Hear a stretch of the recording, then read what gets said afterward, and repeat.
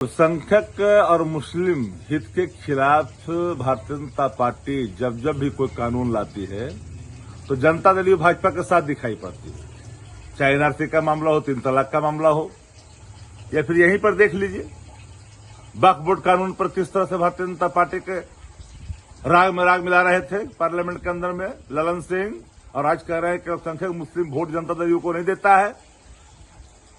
अतीत में कुछ गलतियां कर दिया था, लोगों ने 1-2 विधायक दिया था, लेकिन आपने क्या दिया?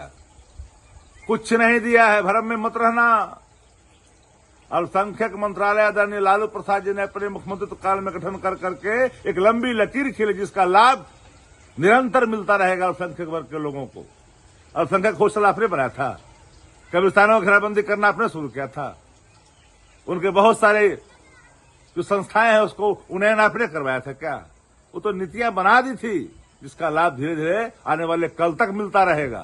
और आप कह रहे हो कि जो नहीं देते हैं उनको, अरे जिन लोगों ने इस देश के लोकतंत्र, संविधान, धर्मनिरपेक्षता के सवाल पर हर कुर्बानियां दी है, उससे आप बराबरी करने का कभी सोच भी नहीं सकते, क्योंकि आप लोग वो लोग हैं जो देश के अंदर में उन्मादी ताकतों के साथ, जो धर्म के नाम पर, जाति के नाम पर नफरत फैलाते हैं, उसके साथ आप खड़े रहते हो और वोट का उम्मीद भी करते हो।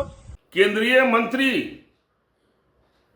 और मुंगेर के सांसद आदरणीय ललन सिंह जी ने जो कहा है वो ठीक ही कहा है कि अल्पसंख्यकों के लिए जितना माननीय मुख्यमंत्री जी ने विकास करने का काम किया है, उनके ख्याल करने का काम किया है, स्वास्थ्य, शिक्षा, रोजगार की चिंता की है, उतना कोई नहीं किया है। और फिर भी वो एनडीए को वोट नहीं करते हैं, जदयू से नहीं जुड़ते हैं, भाजपा से नहीं जुड़ते हैं।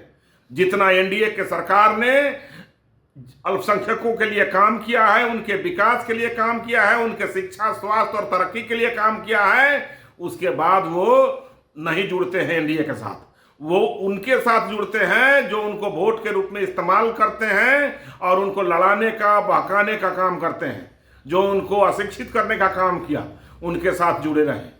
लेकिन अगर वो एनडीए के साथ जुड़ते तो और उनका विकास होता। माननीय मुख्यमंत्री जी सबका साथ और सबका विकास करने वाले हैं, वो अल्पसंख्यकों का कल्याण उन्होंने किया है।